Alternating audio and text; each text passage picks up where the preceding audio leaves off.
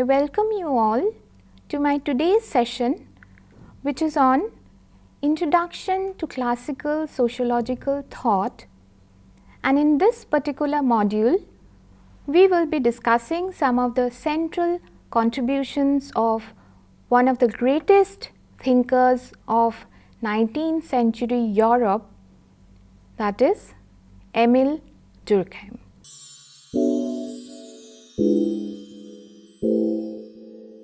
Durkheim laid the foundation of the discipline of sociology.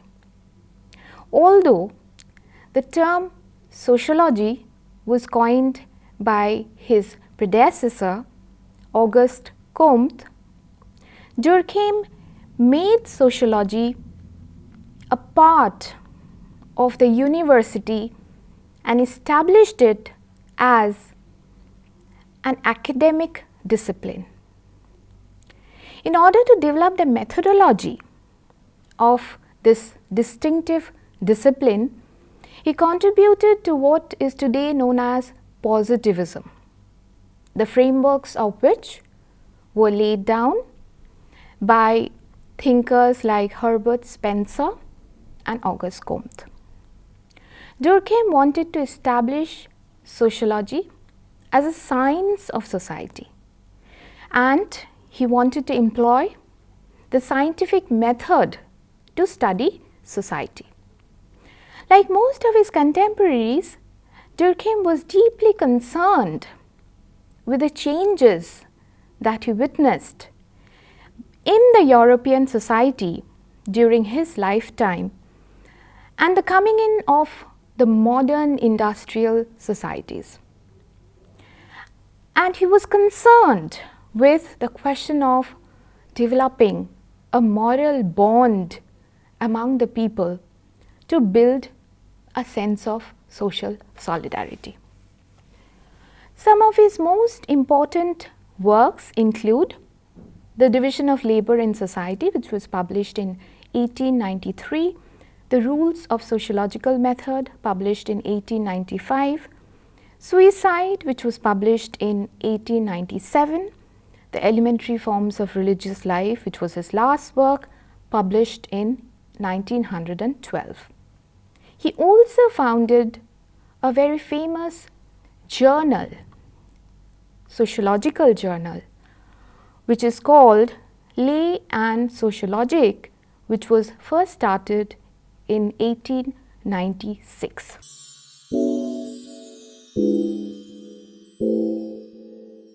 We now will go over to discussing briefly the biography of Durkheim. Durkheim was born in Epinal in France in a family of rabbis, that is, Jewish religious preachers. And he was one of the first members of his family to receive secular education. Although born in a family of religious educators, he himself, however, turned to be an atheist. But his lifelong interest in religion as a domain of academic interest was striking. He was a brilliant student from his childhood, and from a very young age, Durkheim was fascinated by the scientific method and therefore sought to apply it in the study of social sciences. Durkheim aspired to be a college professor, and therefore he sought to attend the École Normale Supérieure in France. It took him 2 years to pass the entrance examinations necessary to study in this prestigious institution. After graduating in 1883, he took a teaching position in Bordeaux, where he lived till 1902. In 1902, he moved to Paris permanently to teach at the Sorbonne, where he continued until his death in 1917. Now we move over to the main contributions of Durkheim, and we will discuss his notion of social facts, his contribution to the division of labor, and finally his contribution to sociology of religion.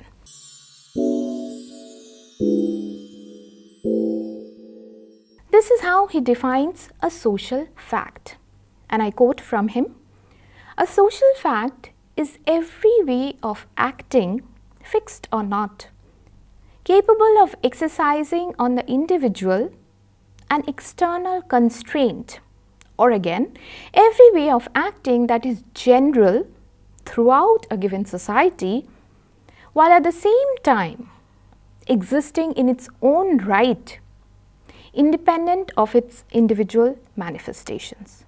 So, social fact is basically everything that exerts an influence on individuals and shapes individual consciousness, but something which is not merely a sum total of individual consciousness. Durkheim identifies two characteristics of a social fact. First, it is general throughout the society and it is not attached to any particular individual. And second, it is experienced as an external constraint over the individual and it is not an internal drive. Durkheim emphasized again and again that social facts cannot be reduced to individual consciousness.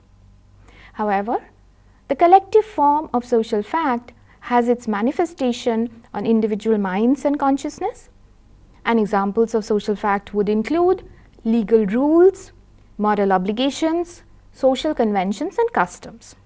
Durkheim discusses two main forms of social fact: material and non-material.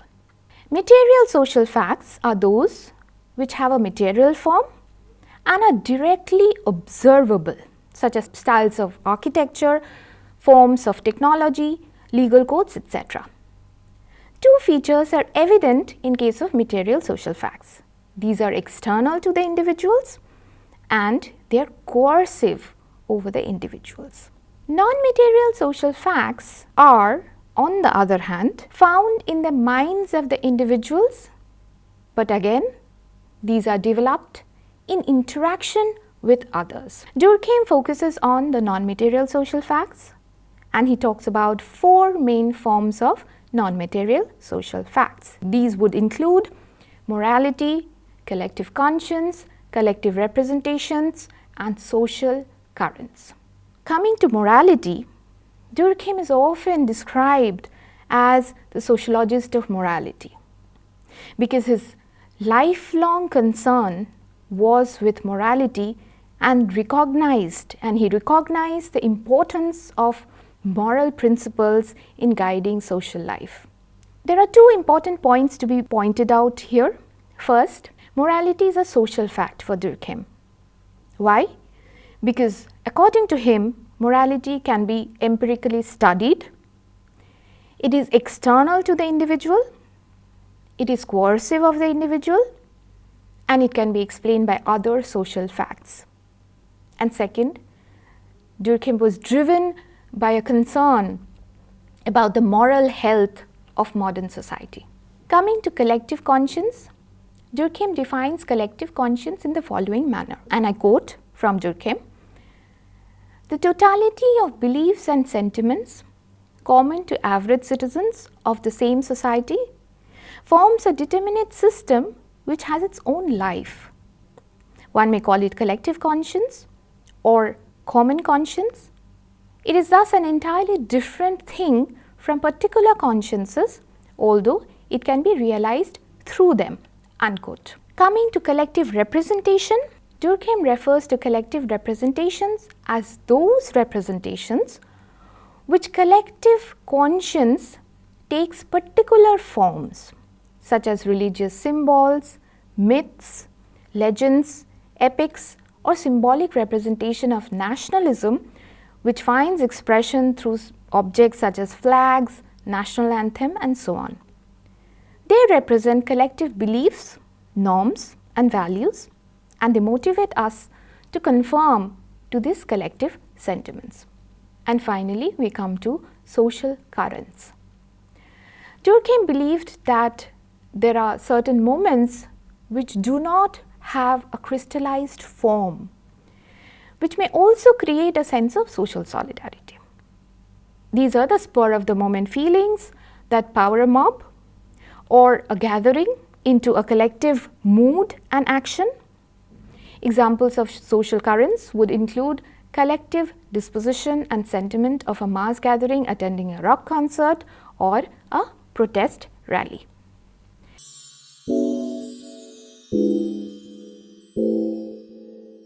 Now we move on to the second part of the discussion, which is on his contribution to the idea of division of labor. Durkheim's work, The Division of Labor in Society, which was published in 1893, has been described as one of sociology's first classic. In this book, he examines the transition from primitive to modern societies and the implications of the emergence of division of labor in modern society. Unlike some of his contemporaries and predecessors such as Comte, Durkheim did not believe that increasing division of labor in modern societies will hamper social solidarity. He argued, on the other hand, that a different kind of solidarity will emerge in modern societies because of the division of labor. Durkheim also analyzes the change in the nature of collective conscience from primitive society to modern society. So he believed that in primitive societies, broadly speaking, they have, in such societies, there is a stronger collective conscience, that is a greater number of shared understandings, norms, beliefs as compared to modern societies. The increasing division of labor in modern society, however, causes a diminution of collective conscience. It is the division of labor which holds this modern society together rather than the collective conscience. Giddens points out that collective conscience in the two types of society can be differentiated on four major dimensions: volume, density, rigidity, and the content of collective conscience. So what are these? Volume basically refers to the degree to which the perspective held by individuals in a society are identical to those held by other members of the society. Intensity refers to the emotional or intellectual hold of collective conscience on individual perspectives. Rigidity refers to the extent to which social practices follow the collective conscience. And finally, content refers to the social institution which contributes to collective conscience. So according to Durkheim, the traditional society with mechanical solidarity is usually high in volume, density and rigidity of collective conscience. And the content of it is basically religious in character. However, in the modern society, while there is a decline of collective conscience in terms of all the aspects, the content of it is mostly something that takes the form of moral individualism. Durkheim also talks about another concept in relation to the transition from primitive to modern society, and this is dynamic density. The concept refers to the number of people in a society and the amount of interaction that occurs among them. As the evolution of society saw an increase in dynamic density, the division of labor emerged as a solution. So with the increase in dynamic density in modern societies, what resulted was a competition for scarce resources and an increased struggle for survival. Hence, division of labor was inevitable. Durkheim believed that this division of labor had entirely positive contributions to society. It gave rise to healthy competition and also allowed people to complement each other rather than being in conflict with each other. In relation to mechanical and organic solidarity, the last concept that he brings in is the idea of repressive versus restitutive law. So, Durkheim argued that a society with mechanical solidarity is characterized by repressive law, and that with an organic solidarity is characterized by restitutive law. So, what is repressive law? In societies with mechanical solidarity, which has a very strong sense of common morality, any offense against the shared value system is likely to be of significance to most individuals. And hence, in such societies, everyone believes deeply in the common morality, and therefore, a wrongdoer is likely to be punished severely for any action that offends the collective moral system. Any crime is seen as an act of transgression of the ideals embodied in the collective conscience, and therefore dealt with severe punishment with a demonstrative effect. The objective is to prevent such crimes from being repeated again. On the other hand, restitutive law exists in societies with organic solidarity, and here the offences are more likely to be seen as committed against particular individuals or a segment of society rather than against the moral system itself.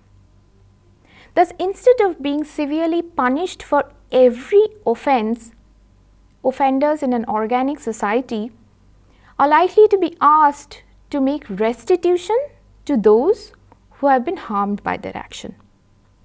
So, the broader objective of punishment here is to restore things to the original state of affairs by paying for the damage done to those who have been offended. Unlike in case of repressive legal systems, here the punishment meted out is in proportion to the amount of damage done. The broad dichotomy characterizes modern and primitive societies. However, there are societies with organic solidarity where forms of repressive laws continue to exist. For example, the law of death penalty.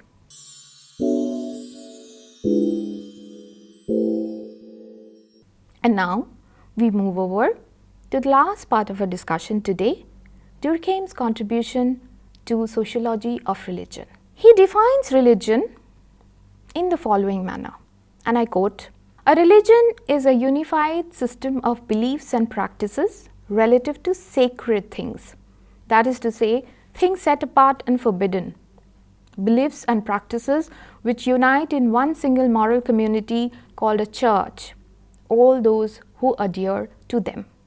This definition, if you notice, deals with two major aspects. The first is that religion consists of a set of beliefs and practices which are around a set of sacred things. He considers beliefs to be of certain collective representations that stand for the collective conscience of the community, whereas practices are the standardized ritualistic aspects which are expected to be followed by the members of a religion. The second major aspect of this religion, of this definition, is the notion of community based on a set of moral beliefs which are common to it, for example, the church. Through this definition, Durkheim develops his unique approach to sociology of religion, which is distinctive from all other previous theorizations. It is different from both the theories of animism and naturism.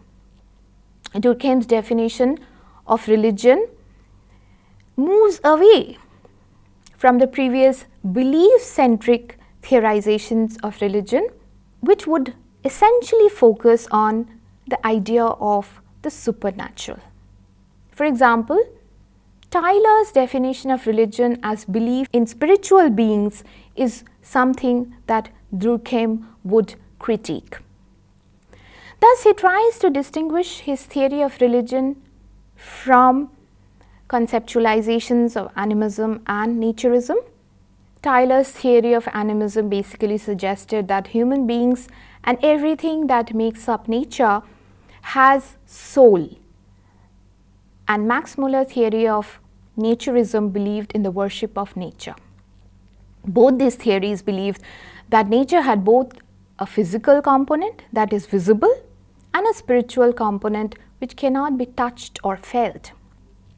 Durkheim critiqued both these theories and developed his understanding of religion based on what he calls totemism, which was practiced among the Arunta tribes of Australia. So, what was Durkheim's study of totemism? To briefly talk about it, totemism was one of the earliest and simplest forms of religion. And based on this study of religion, Durkheim made a distinction between the sacred and the profane, which according to him is one of the fundamental distinctions to understand religion in any society. So, in this theory of totemism, the sacred represents the collective interests of the group, which are embodied in certain symbols, which are known as a totem, which may be plants or animals or any other natural object. The profane, however, involves mundane individual concerns and objects and is not represented by particular symbols or objects. Coming to this distinction between sacred and profane, we need to understand that sacred is the central element of entire understanding of Durkheim on religion. Sacred things are said to be invested with a particular dignity that raises them above our empirical individuality and then confers upon them a sort of transcendental reality. Durkheim says that sacred things are those which the interdictions protect and isolate.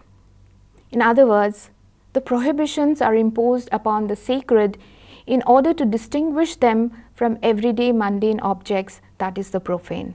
However, the sacred may signify both pure and impure things, and its sacredness is not something eternal or permanent, but what is sacred can become desacralized easily. The concept of profane remains the weaker one in the binary of sacred and profane. And Durkheim actually never provides a positive definition of the profane. He simply says that it is the reverse or the opposite of sacred, in quality as well as in degree. The profane is something which threatens the very existence of the sacred by mixture or touch, and it destroys the essential attributes of the sacred.